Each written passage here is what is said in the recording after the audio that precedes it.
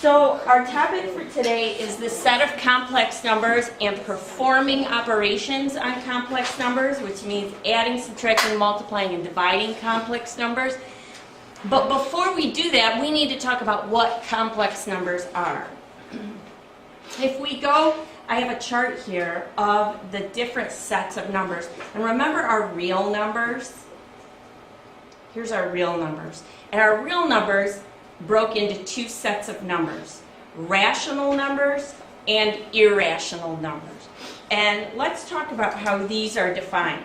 Rational numbers is any number that can be written as a fraction.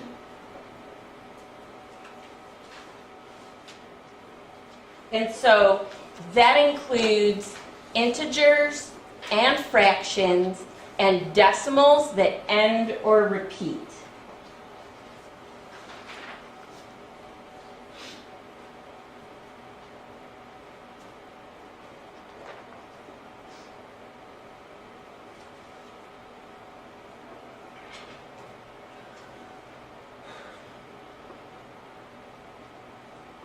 All right, the other option is irrational numbers.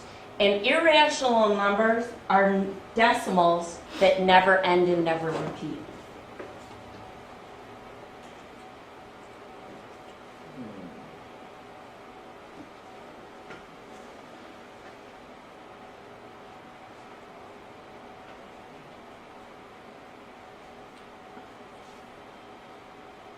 So let's go through some examples of these.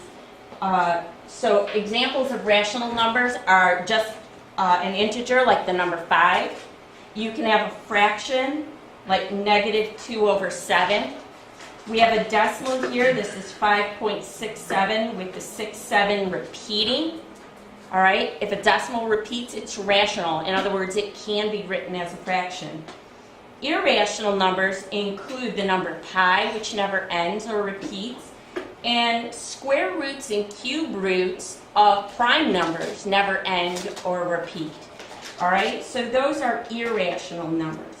If you combine these two groups of numbers, you get the real numbers, which is what we've been talking about so far this year. And just last week, we introduced the whole concept of imaginary numbers, which is another set of numbers. All right, and imaginary numbers included I. All right, and the way that we write an imaginary number is actually A plus BI, where A and B are real numbers. All right, so we could have an imaginary number that looks like this, 3 plus 2I. Here we've got 2/3 minus 1/2 I. Just plain old 7I.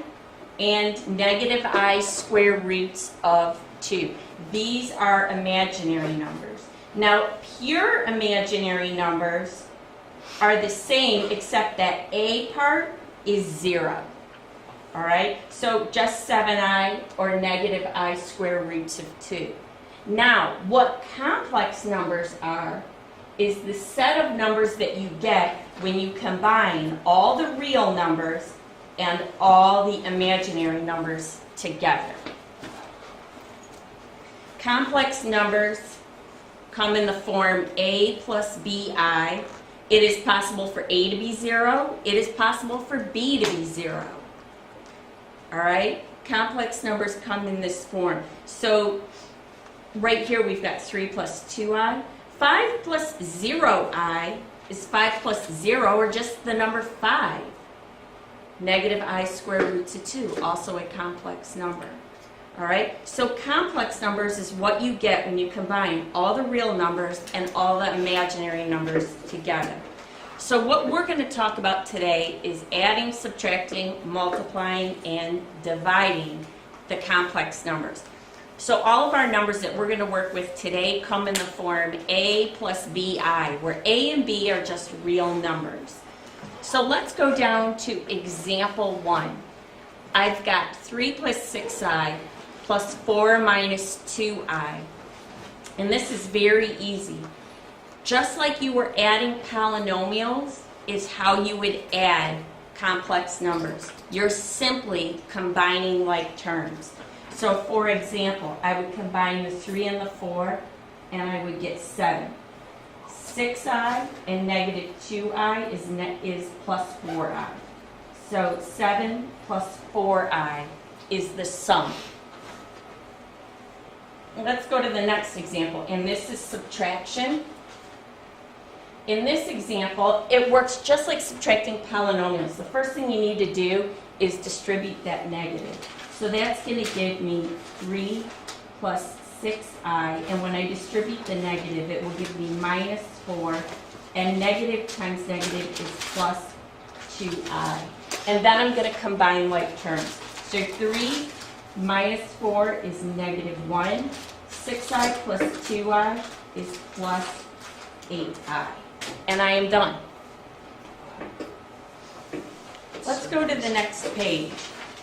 And here's what we're going to be doing in example 2. We are going to multiply complex numbers. And in order to multiply complex numbers, notice they're each binomials, 3 plus 4i and 5 plus 2i. We are going to FOIL. All right? So let's go ahead and do that. My first 3 times 5 equals 15. My outers, 3 times 2i is plus 6i. My inners, 4i times 5 is plus 20i. And my last, 4i times 2i is plus 8i squared. Now here's how I'm going to simplify this. This is going to simplify to a complex number in the form of a plus bi. What you want to remember here is I squared equals negative 1. So this is the same as minus 8. So now let's combine like terms. 15 minus 8 is 7. 6i and 20i is plus 26i. Very simple. Start with 2 complex numbers, multiply them, end with a complex number. So example B is the same type of situation. We have 3 plus 4i quantity squared. Remember, what we're really doing here is FOIL. So I've got 3 times 3 is 9. My outers is 3 times 4i, which is plus 12i. My inners, 4i times 3 is plus 12i. And my last, 4i times 4i is plus 16i squared. Remember, I squared equals negative 1. So really, this term is minus 16. Combine like terms, and I've got 9 minus 16 gives me negative 7. 12i plus 12i gives me plus 24i. My last example, we're also going to FOIL, but notice what is true about this example. These 2 complex numbers are actually conjugates. They have the same 2 terms in them, but one's plus and one's minus. So remember, we already know when we multiply conjugates, the inners and the outers are going to cancel. So let's do the first. 3 times 3 is 9. The outers, 3 times negative 4i is minus 12i. The inners, 4i times 3 is plus 12i. And the last, 4i times negative 4i is minus 16i squared. Remember, take that I squared, it equals negative 1. So really, this term is plus 16. So now I've got 9 plus 16 is 25. Negative 12i and positive 12i cancel. So I just have 25.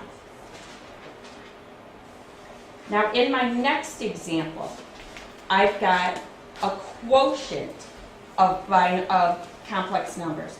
5 minus I divided by 2 plus 3i.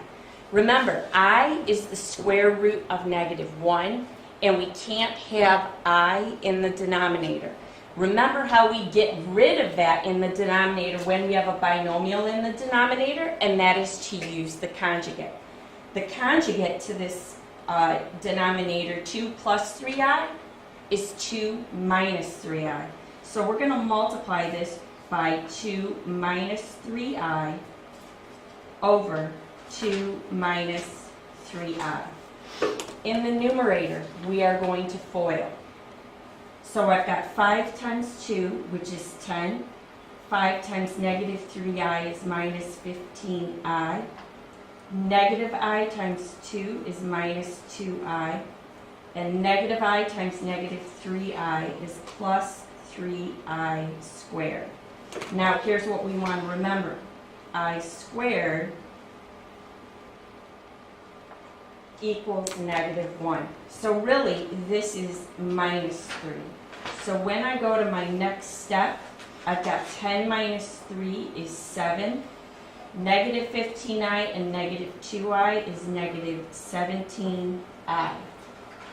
Now let's go to my denominator. Remember, the inners and the outers are going to cancel because I'm using conjugates. So my first 2 times 2 is 4.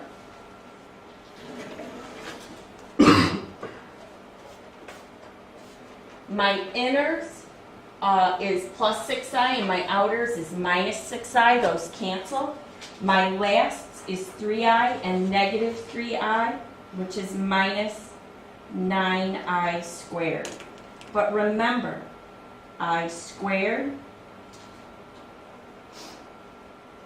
is negative 1. So really, this is plus 9, and 4 plus 9 is 13. And I'm done because I got I out of my denominator. All right, let's do one more example of this. So again, in order to eliminate I from the denominator, multiply by 1 using the conjugate, which is 2 plus 4i.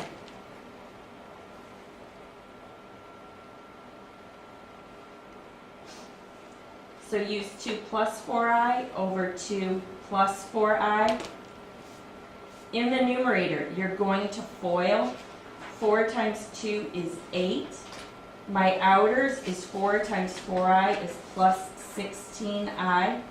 My inners, negative 3i times 2, which is minus 6i. And my last, negative 3i and 4i is minus 12i squared.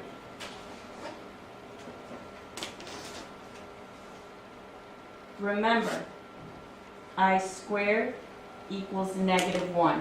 So really, this is plus 12.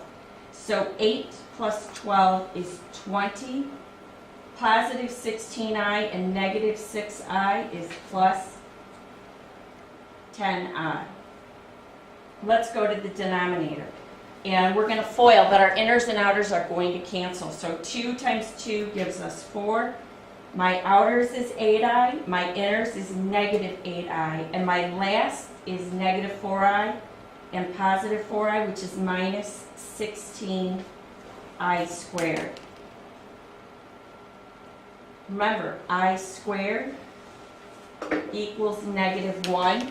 So really, this is the same as plus 16, and 4 plus 16 is 20.